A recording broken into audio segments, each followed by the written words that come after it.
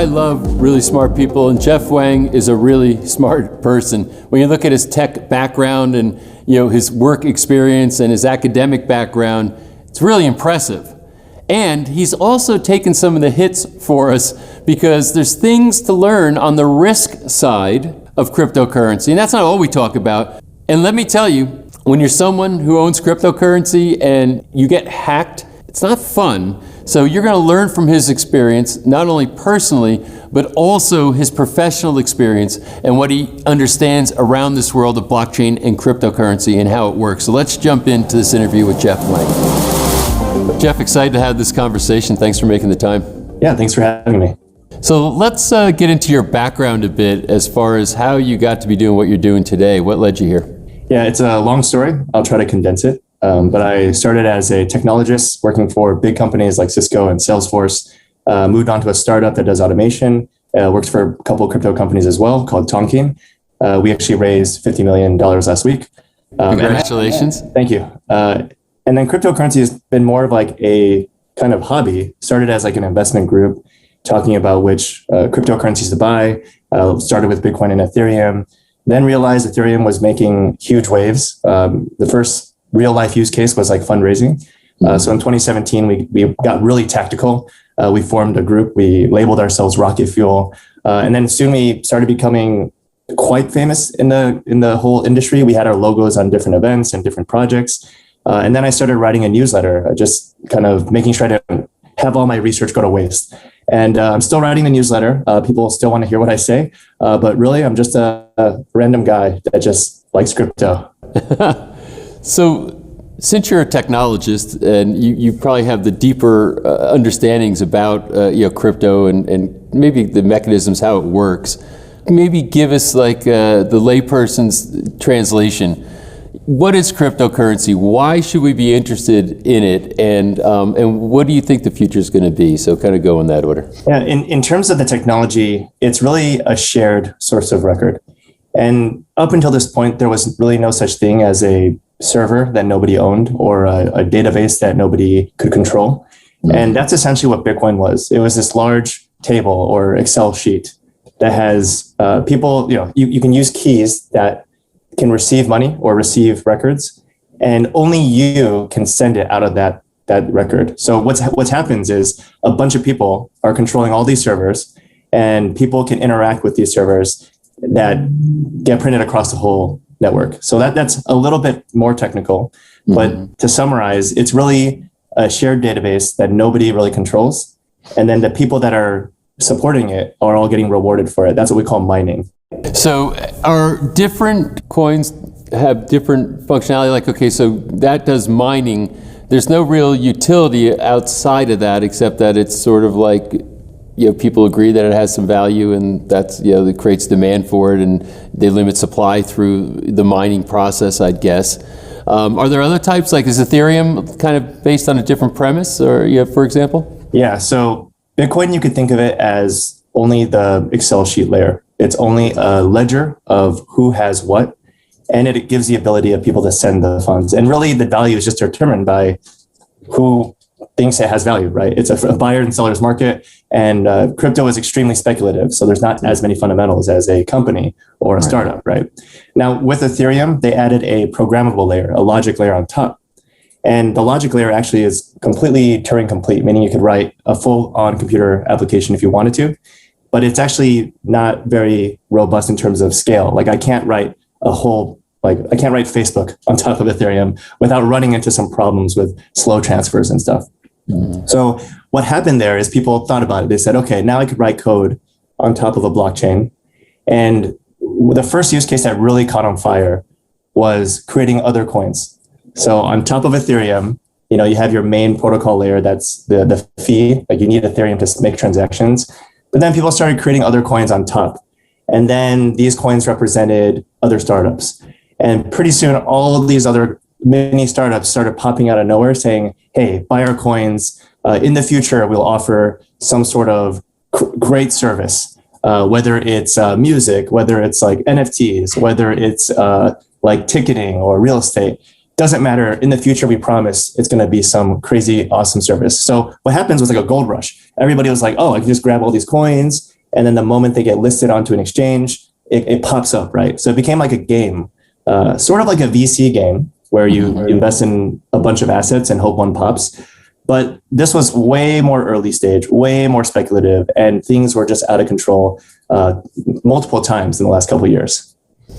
Yeah, and that's what I was just about to say. So it's sort of like these people are saying, we hold some promise for a future that we're building on top of Ethereum, and therefore, so it's like a venture kind of play, or maybe even an angel play. It's a very early stage, as you said, highly speculative if they'll ever actually get that, whatever it is, to work. So from the investor standpoint, I'd be looking, and tell me if I'm right or wrong here, but I'd say, well, they all seem to be wanting to build on top of Ethereum. So Ethereum seems like it's got something that might have some substantive value with these other people coming on. Does Ethereum benefit when other people are building on top of their platform, on their layer? Yeah, everything that happens on the pricing of Ethereum is completely based off demand and supply. And what happens is, if I need to send a transaction, I need Ethereum, right? And if I need to create a coin, I need Ethereum to deploy the contract. So what happens is people start hoarding Ethereum. They start buying it up off the market. And that's where we saw the first spike to $1,000 back in 2017. And that just causes like a supply crunch, right? Because people need that to actually create stuff and write code and do stuff on Ethereum. And a lot of speculators came in too, right? People are like, well, Ethereum looks like it's doing well. I don't know why, but I better get in. And then you see these like giant demand influxes as well that cause these price fluctuations. But if I'm the person who's using Ethereum, to build my own coin, that's going to be maybe doing something in music or any other things that you listed, am I paying Ethereum for that? So there's not actually an Ethereum company, right? There's developers that have Ethereum, but what happens is it's completely decentralized. There is a network that you can deploy code to, and people are free to use that code. They can even copy the code, and in fact, it happens all the time. And then what happens is you can have a website where the record is stored on Ethereum, but when you see the interface, you're using your wallet to interact with it, whether that's trading coins, whether that's executing commands on the contract. It's like you're playing with a shared world computer that everybody treats as a source of truth. And then what happens now, though, is that it gets a little too clogged up. There's too many users on Ethereum, and the price of Ethereum transactions go up too. So at the peak of this whole bull run, it costs $300 to make a trade. So just $300 to make a trade is like kind of a big barrier to like newcomers, right? So what happened later is new networks popped up, same technology as Ethereum, but you could kind of migrate the coins to that next chain and then trade over there for cheap, and then migrate the coins back on Ethereum. So we'll get to this probably later, but what formed was like a network of blockchains. So there's like the expensive Ethereum, and then there's all these networks and other apps that are cheaper to use. Wow. So, and the thing I think that's really hard to wrap one's head around is, how do you try to assert or assess value here? It's because, I've come in and I, just for disclosure, I own Bitcoin, I own Ethereum, and I own a couple other, coins. I have I think a general understanding kind of it, but not, but I'm still kind of always saying, but where's the value actually happen? At what point does it say Ethereum is something that is here to stay, that has value, that, because as you're saying, it's out there, it's free, people can use it. There's now there's like some downside to it all. At what point do I finally say, okay, but it all traces back to something that says there's a value here that is sustainable. Can you tell me what that is? Yeah, so this is a great question. This is like the $1 billion question. And right now it's all speculation. And if you looked at like the charts, like 2017, people saw Ethereum as a vehicle for fundraising. That actually became valued, right? I could buy Ethereum, send it across any other channel. It literally takes seconds to send Ethereum, like millions of dollars even, right? And then the people on the other side can convert that to fiat or the local currency. So that was like 2017's bull run. But then people kind of figured out all these services that are coming out have no value, right? Or at least they haven't proved value yet. There's no product market fit. And now 2018, 2019, you look at the price, it just keeps going down. And that's exactly the reason why. There's no end goal or end state for Ethereum, right? But then in 2020, there was a use case. And what happened was a concept called automated market making, which means that I can deposit a coin that I generate on Ethereum into a pool. And then if I make another pool, I can trade across them. So what happened was everyone had this idea, I want to make a crypto exchange without any login. I want to make a crypto exchange without any emails or centralized governance. These liquidity pools became that. And that took 3 years to happen, right? So what happened in 2020 was billions of dollars of volume was being traded on Ethereum. And at some point, the exchange volumes of Ethereum, like on Ethereum, the transactions itself, surpassed that of centralized exchanges. Right now, it's still centralized exchanges are winning now. But if you think about it, that was a service that was $1 billion industry, like hundreds of millions of dollars of profit those exchanges were making, now got transferred to a completely decentralized network, a shared computer, right? So that was 2020, the reason why things started coming back. And then, of course, 2021, there's all these other reasons we can talk about later. But the point is, there needs to be some progress in the product market fit. Users have to want to use Ethereum or other crypto networks. Otherwise, what's the point of them, right? I can just mint a coin, I can sell it on an exchange, and then nothing happens. So that's the problem with 99% of the projects out there. But as you can see, like with the automated market making, there was definitely users that wanted to use it. They wanted to buy Ethereum. They wanted to buy those tokens. They came onto the network and started trading, right? So that's what I would say is the value, is that there's progression in the technology, progression in use cases, and product market fit. And how does the progression occur? Does it occur also in a decentralized way, or is there an Ethereum staff that continues to develop Ethereum? This is really interesting. So there are some projects that are completely anonymized. You don't even know the developers. They just start deploying code, and it's a very unique, innovative concept. The code is all public, by the way, so you can audit it. You can find it out. They're trying to scam you. But what's really awesome is some of these developers don't even know who each other are. So like they can pay each other with Ethereum or other tokens and then just deploy code. So you see all this code being written and being deployed on Ethereum. There is a core Ethereum core devs. There are people that contribute to multiple blockchains. But what's really popping up everywhere are these like one-off ideas. For example, You're in Finance was an idea about you deposit the money, we create the strategies, and we pay you the yield. It's kind of like a decentralized hedge fund if you think about it. So like that idea came out and a bunch of people cloned the code and copied it and jumped on. And some people are anonymous, some are not, right? So basically it is a free-for-all. It's a Wild West. People are coming on, deploying these ideas, testing these ideas. Some of these ideas completely collapse. And it's like an economic experiment each time one idea comes out. But it's so rapid. It's like every few days, a new project comes out, people jump onto it, and the test of time on whether the coin can sustain the price or the project doesn't work at all is tested. And it's an amazing space. But obviously, as you say, it's all speculative. It's all still kind of coming out. And this would never happen in the traditional finance or traditional startup world. If a product doesn't even work, the company goes away, right? Or the company gets bad coverage. In crypto, you don't even know who these people are. So a project comes out, doesn't work. Okay, they move on. Another project comes out of nowhere, right? Wow. So is there a future that you envision? I mean, with Bitcoin, for example, if I wanted to buy, up until recently, if I wanted to buy a Tesla, I could use my Bitcoin to buy a Tesla. But is there a future for goods and services being tradable with any of these coins? Do you think that's coming, or how do you see it? I do think it's coming. Like El Salvador just announced that they're making Bitcoin legal tender on September 7th. But it's not a very compelling use case. It's just too simple for me. I think, I can create a source of record and I give you money. That's very, very simple. I think the true, really innovative use cases are still coming. And I think there's going to be more complexities about how people interact with blockchains and decentralized networks. And they're going to be just as powerful as today's applications.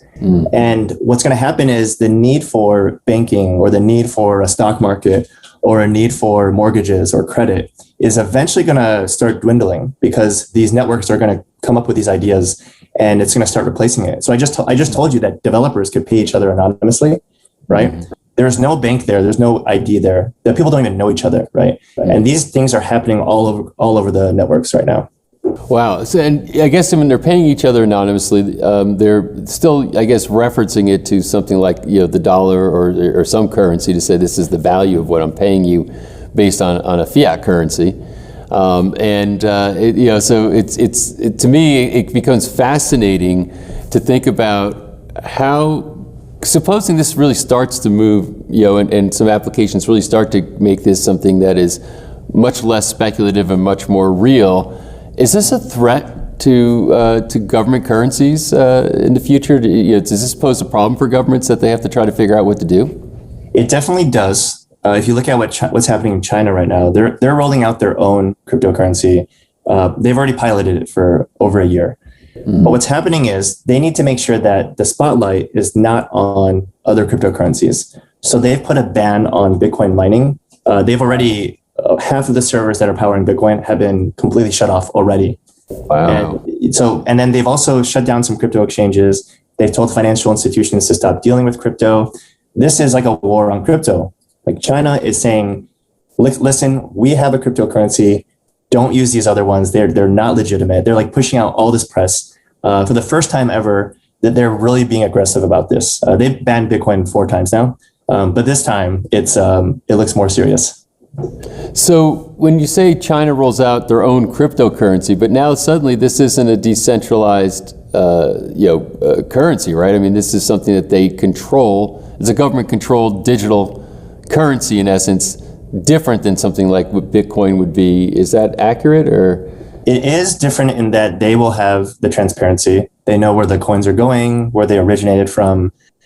The one thing that's going to be the same is customer behavior. People are still going to use their mobile wallets, their phones to pay for things. In other states, United States, there's like credit cards and cash still. China's mainly converted to digital.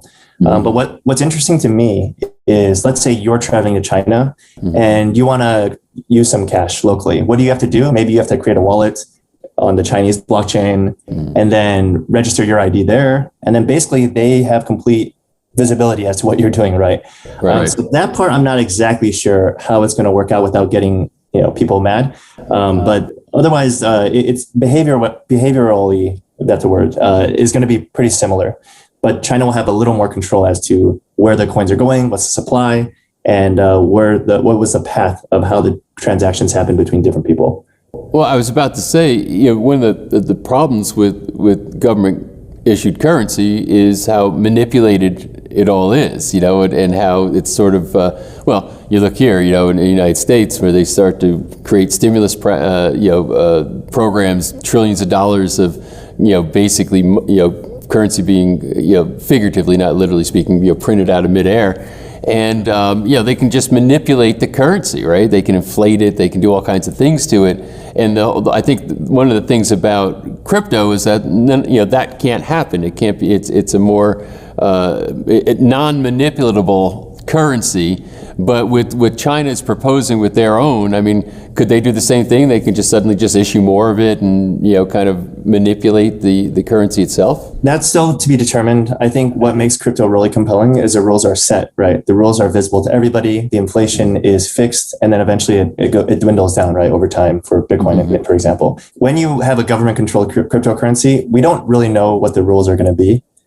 So there's possibilities for them to change the rules and mint extra tokens. But I think the difference here is it's extremely visible, very transparent as to what happens on the chain.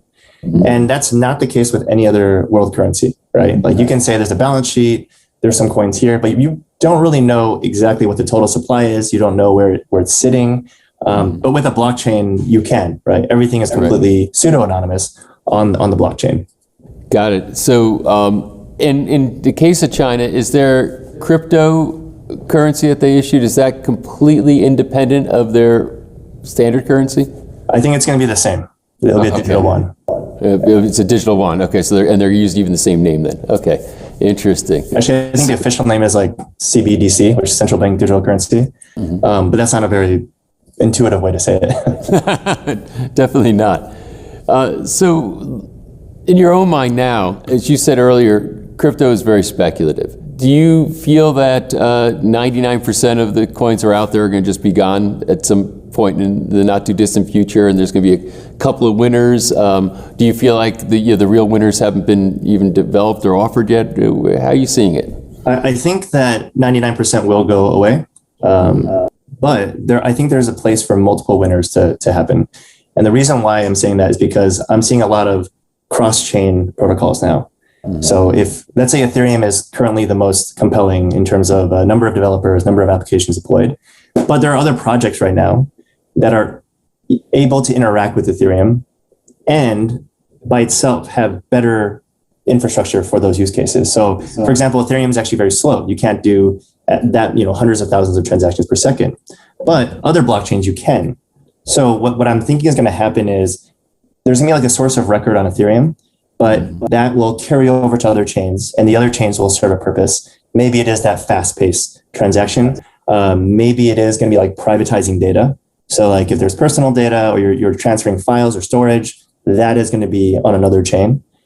But at the end of the day, what's going to happen is you're going to see like not an internet, but just a network of different decentralized networks. And those will become like, oh, I can interact with it on a web browser. I can interact with it on my phone. But it never touches a bank or an ID or anywhere that there's a centralized governance, right? So I think that's what the future state is going to be. And there's going to be several, not winners, but several like survivors, I would say, that actually go into production. Yeah, because I guess in one sense you have to separate blockchain as a technology from crypto, as a currency. They're related, but not necessarily the same thing. Because I know that there are also Medici Ventures. I interviewed Patrick Byrne a while back, and also the president of Medici, where they were investing in blockchain technology for smart contracts for title to land. They said that they felt there's dead assets about $100 trillion worth that will come to life because of blockchain. And it's not somebody selling a coin, but it's these companies that are creating use of blockchain for varying things that can help bring, especially in places like Africa or India, bring kind of dead assets to life. Do you see it that way also, that there's this whole world of blockchain applications that's independent of a currency, so to speak? Absolutely. I mean, currency is just one small portion of blockchain, right? We talked about decentralized finance with trading, borrowing, lending, credit. That's all happening as applications as well, completely independent of currency. It's a protocol that moves currency, but that protocol itself is a use case that's on blockchain. Mm-hmm. What you just described right now is closer to an NFT, right? I use blockchain as a source of truth as to who owns what, right? And what I've been really excited about are kind of like trading cards. So like NBA Top Shot, I don't know if you heard of that, just launched this year and wildly successful. They were minting playing cards on the blockchain. They're actually videos. And then you could go and buy them and then own them on the Flow blockchain. And this is really exciting because even non-crypto enthusiasts started jumping on board, right? And I'm pretty sure we're going to see like Pokemon cards and other sports teams jump on. And it's going to be another revolution of like, oh, there's this like cool, scarce asset and I want to buy it and it's going to be fun. Because those things already existed before crypto. We already had trading cards in the past, right?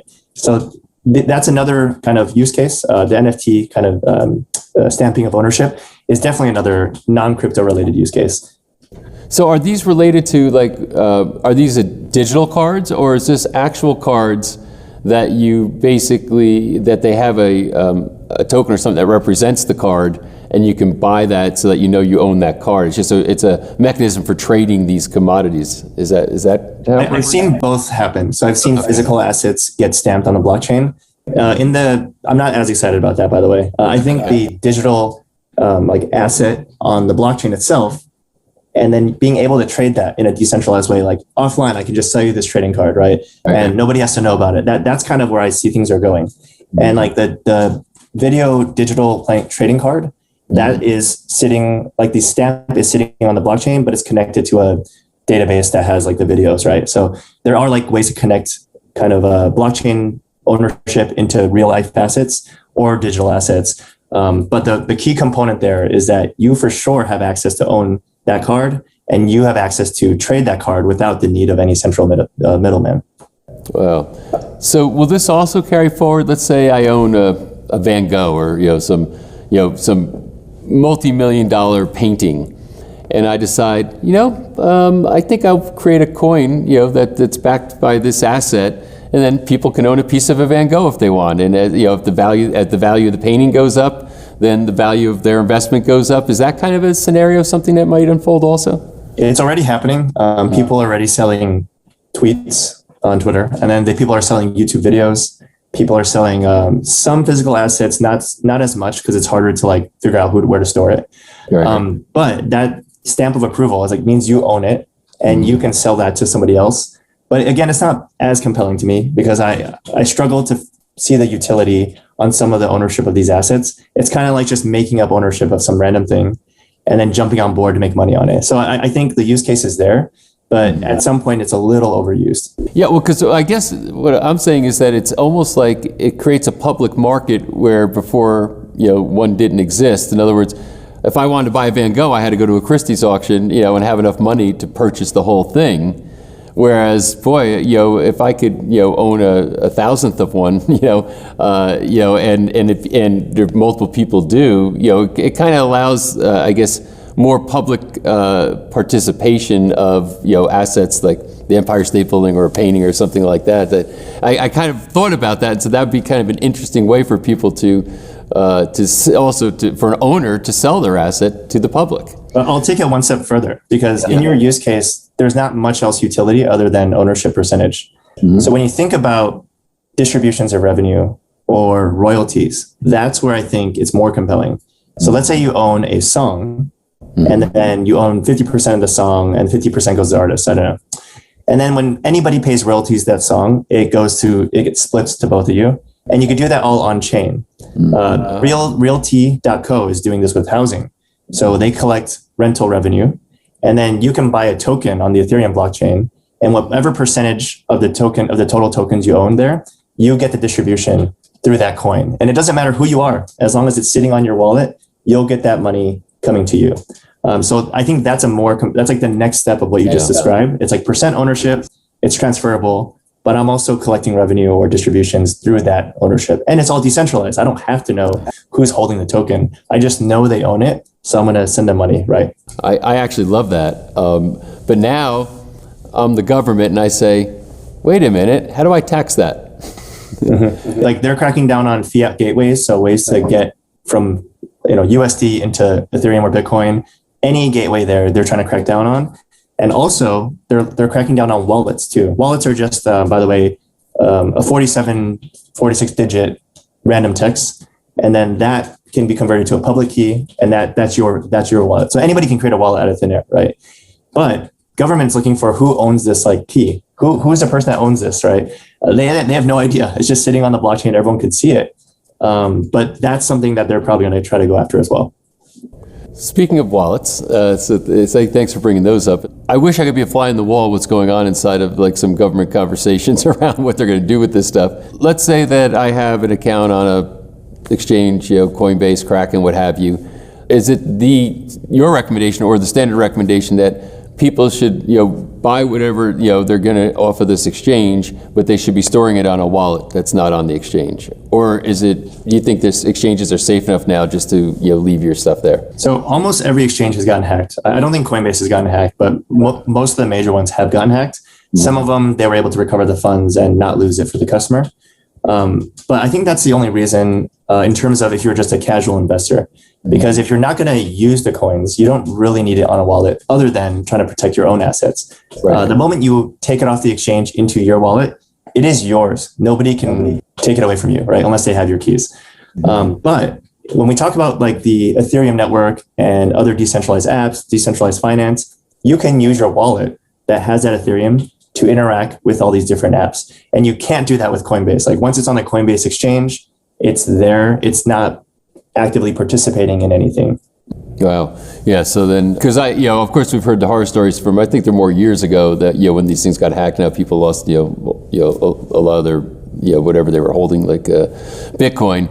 But it seems like I think they're ratcheting up security quite a bit. But I was just wondering about the virtue of the wallet, and I think you just said it. So, by the way, there are hacks like even off exchanges too. So even if you have it in your wallet and you interact with the protocol, that protocol might get hacked as well. Because all the code is public. So people are able to view it, find the exploits, find loopholes. Most of the loopholes now are what we call like price oracle. Like it's a flash loan that takes a price, manipulates a price somewhere else and then does a transaction where it gets a better deal. But long story short, they're able to take funds out of different protocols because of the mismatch in prices. And that's happening once a week almost. Wow. It is dangerous. It's still dangerous out there to take the money out and use it, or at least participate in networks. There's still things that are immature in the crypto space there too. Yeah, so to somebody like me who isn't a technologist, this stuff becomes sort of almost like scary or overwhelming. Saying, well, okay, so what am I to do, so to speak? And I've got friends literally with over $100 million in crypto investment, and I look at them saying, how secure is all this, and they'll talk about their wallets and the encryption keys, and it can't be broken, etc. But then when I talk to people who have the deeper technological understandings, they say things like you just said, and I'm like, boy, that seems to be a bit risky. I don't know how risky, but a bit risky. And when you're going all in on crypto, like I know a lot of people have, I think the risk becomes, at least for me, intolerable. I guess everybody's psychology is different on that. Where are you on it? I mean, how much risk do you take in crypto as far as your own personal investments? I usually just spread myself thin, whether it's wallets, hardware wallets, exchanges, investments. I just try to not have too many eggs in one basket at any given time. I have been hacked multiple times. Sometimes it's with a protocol. So mainly it's me depositing funds into a protocol that I want to learn, and then that gets hacked, right? That's happened more times than I can count probably, because I'm always just interacting with all these protocols, trying to learn them. So it's up to that person's risk appetite. If you want to hold it on one exchange, that exchange could get hacked. So maybe have two exchanges, and then maybe if one gets hacked, you only lost 50%, right? And then maybe you have 10% on each thing, right? So if one thing gets hacked, that's okay. You still have 90% of your holdings. So that's my philosophy, is just to spread yourself thin. Obviously, the most secure is a hardware wallet. So a hardware wallet is you need to push a button on the USB drive in order for a transaction to happen. That is the probably most secure, but you could always lose that hardware wallet, just remember, so be careful. Yeah, and you can have, I think, multiple hardware wallets, if I'm not mistaken, as backups, right? So if you lost one, you have a backup. So I guess that's kind of where I think with people who are seriously invested, that's kind of what they end up doing. At the end of the day, wallet is just a string of text. That's it, right? So you can have as many as you want. So now, what's the future, do you think? If you were to take out your crystal ball and gaze into it a little bit, what do you think is happening in the next 2 to 3 years with crypto? So right now, the main hurdles are scalability. So the number of transactions per second, and then the gas fees, right? So the fees of using the crypto is really expensive. The second thing though, is there's going to be networks designed for certain use cases. And what needs to happen is communication between these chains. So for example, in the next coming month, Cosmos is coming out with inter-blockchain communication protocol, meaning that within the network of blockchains on Cosmos, everything can talk to each other. It's a really impressive technology. And then I think that is going to extend to other chains. So the Terra Luna network is going to eventually communicate with that. And Terra Luna can already communicate with Ethereum. And then Ethereum can communicate with Matic and Binance Smart Chain. So all these chains are going to have something that they're good at, and they're all going to be able to talk to each other. So that's what I think is going to happen this year alone. Okay. Now, when we go to next year and even years beyond, I think what needs to happen is actual value being transferred on the chain. So we talked about NFTs, we talked about real life assets. There's another concept called synthetics. So if I can trade a stock on the blockchain and not need any account or like a Ameritrade or Scottrade account, that is what I think things are going as well. And it might not be stocks. It might be anything, right? It could be real estate. It can be NFTs, art, right? That is going to be where I think actual value sits on the blockchain. And then right now we have all these coins being minted that don't really have value, but the protocols have value. The ideas have value.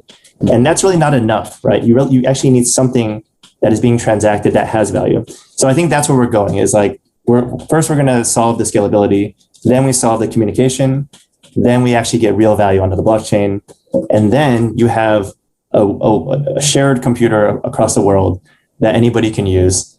And that's a very interesting kind of end game. Is there going to be a lot more, I guess I call it maybe consumer-friendly applications, meaning that, for someone like you, who's got extraordinary technological background, you can really navigate these waters. I mean, I was driving yesterday with my 17-year-old son talking about crypto, who he's got a keen interest in it. And I said, years ago I was looking to buy a bunch of Bitcoin when Bitcoin was at $300. And I at that time owned a technology company. I'm not tech phobic at all. And I was literally looking at how difficult and complicated it was for me just to buy that Bitcoin at that point. And I wanted to do it just because I believed in the idea of a non-government controlled currency. I'm a libertarian in my disposition, so so as I saw this come out, I philosophically aligned. I said, I just want to buy a bunch of it just to support it because I believe it's a great idea.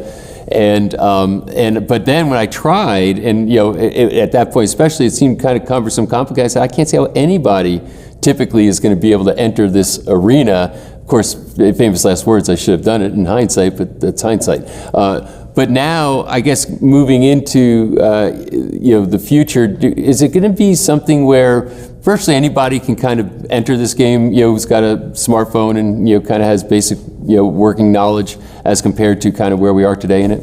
Absolutely. So you can imagine this is kind of like the internet where you only had 28.8K modem, and the websites that are coming out, all they do is show ads. There's no actual business behind them, right? We're kind of in that phase now where we have all these ideas, we have the technology in place, but it's slow. You can't really deploy YouTube back in those days. Like you can't watch a video at that speed, right? So we're still in that phase where there's still product market discovery, product market fit. We're also looking for like maturity of like the security and the scams and other ordeals. But I think a lot of the kind of hesitation that you're feeling is the fear of like how immature the space is, right? We don't really see a product that's like extremely well created that everybody can use, that's simple, that has no faults. And I think that day is coming. So like it will eventually come. Now, I think the gap right now is jumping from the wallet into these different layers of applications. That there needs to be something like in between, like some centralized, which is like against the whole crypto philosophy, but some centralized gateway where using your device is automatically able to interact with these chains. And I think like Samsung and some other smartphones are actually thinking about that really hard. Like they store the blockchain wallet directly on the phone.